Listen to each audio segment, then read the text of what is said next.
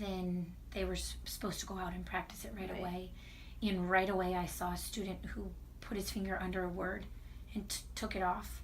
So informally I was able to say to the whole class, hey, oh my goodness, this student, I just watched him take his finger out and he's using his eyes to scoop up words.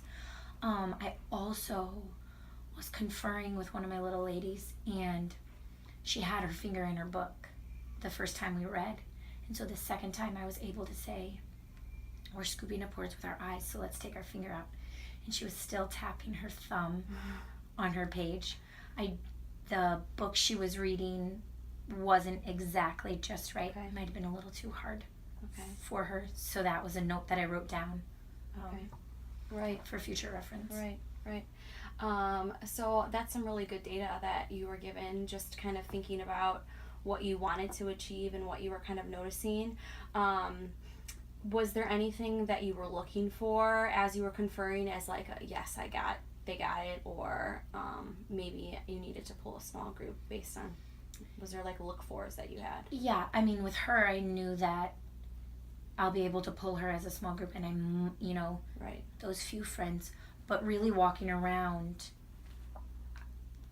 during our reading time, I was able to see if their fingers were in their books or if they were scooping up the words. We did a mid-workshop where we all came back to meet, and I had friends share the difference they felt between using their finger and having it out of their book.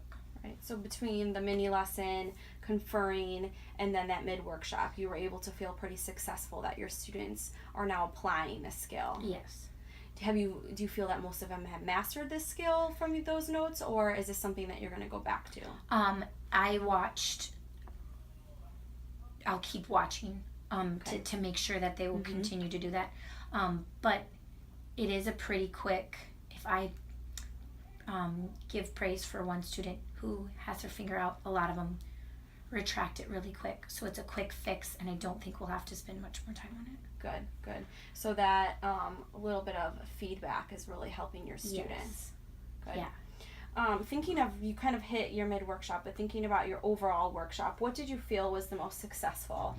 I think the mid-workshop was probably the most successful because students were able to share, and they get to listen to each other, and they get to listen to how it helps each other. So I was able to hit on, again, take your fingers out of your book to help you read smoother and to help you understand more. So, I mean, they can listen to me teach it, but listening to their peers talk about it helps them a lot more. So then after that mid-workshop, I sent them out again and walked around and watched. And for some, it gave them more confidence. And for some, they wanted to try it. And so that helped. So that peer conversation is really important for your students. Yes.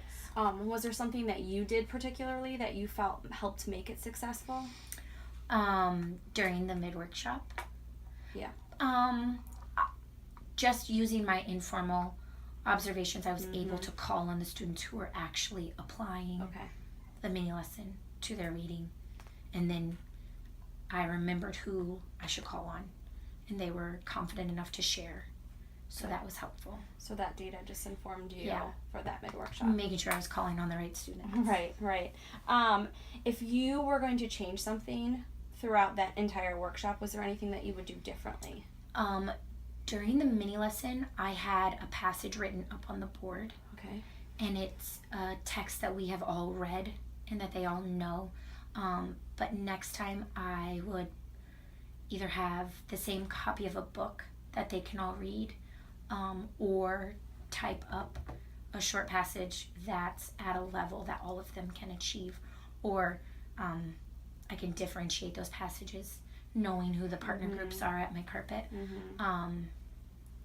But maybe having a passage right in front of them would help too. When it's on the board, they weren't able to use their fingers, so it's kind of like, oh look, you have to use your eyes. Right. But having a passage right in front is a tip that for next year might be better. So maybe having that modeled, that first experience with you modeling, and the second experience would be more differentiated. Yeah. Right, at their level. Because something you did talk about during our little pre-conference was that the just right book thing was something that you were concerned about. Yes. And that is something that now you're noticing kind of in the mini lesson as well. Yes. So I think it would have been more helpful. I think a lot of them were there, like the word envelope was in Right. the passage, and I know that tripped up a lot of them. And so then if we're practicing fluency and you're stuck on a word, Right.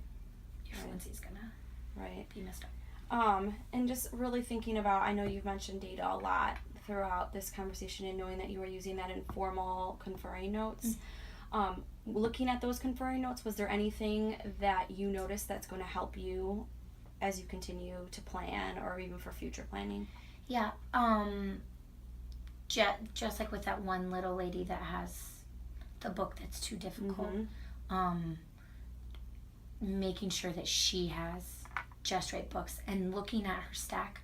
I know there were a few that maybe she's not choosing to read anymore because they are just right or maybe a little too easy.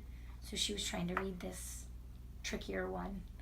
But I think looking at those notes and helping her realize that we'll get some books that help her practice. Absolutely. And apply my mini lessons. Right, absolutely. I enjoyed being in your room, and I just wanted to share a couple of strengths that I noticed thinking about your teaching standards.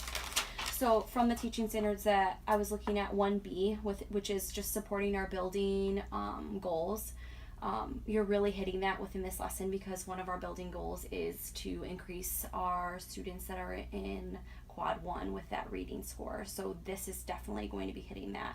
2B, your meaningful connection. You made such a strong connection with those students, just with that connection piece within your mini lesson. I mean, you hooked your students in, you engaged your students, and that meaningful connection just went throughout the entire lesson.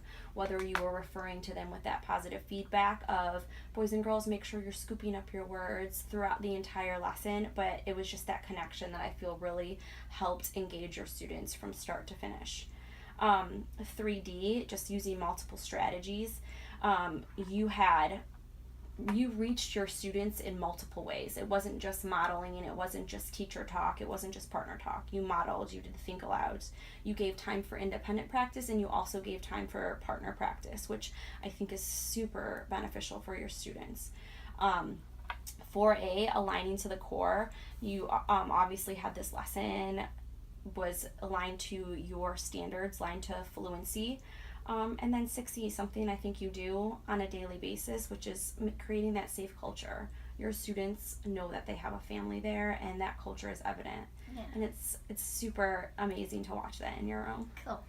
I enjoyed watching that. It was, I think that your positive feedback to your students really, that was another area that I was watching it and taking notes on, because that feedback I know is something that sometimes can get difficult. So often we just might give feedback that is a blank statement, but every time that you gave that feedback to students, I noted that it was connected to your purpose, which I think overall is going to move your students.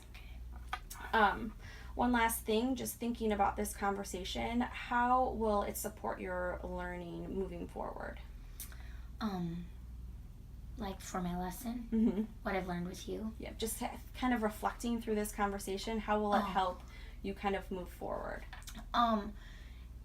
I think a lot of times we start thinking about the next day and what I need to do and what I need to accomplish, but it's so helpful to stop and remember what I have done and why we did it, and then to think, oh yeah, I talked to this student about not using her finger, let me go back and follow up. So just remembering that this is the lesson that I taught, this is why I taught it, and to use it moving forward, use the language, use the ideas, is always helpful. Good. Thank you, Jordan. Yeah. Thanks so much. Yeah.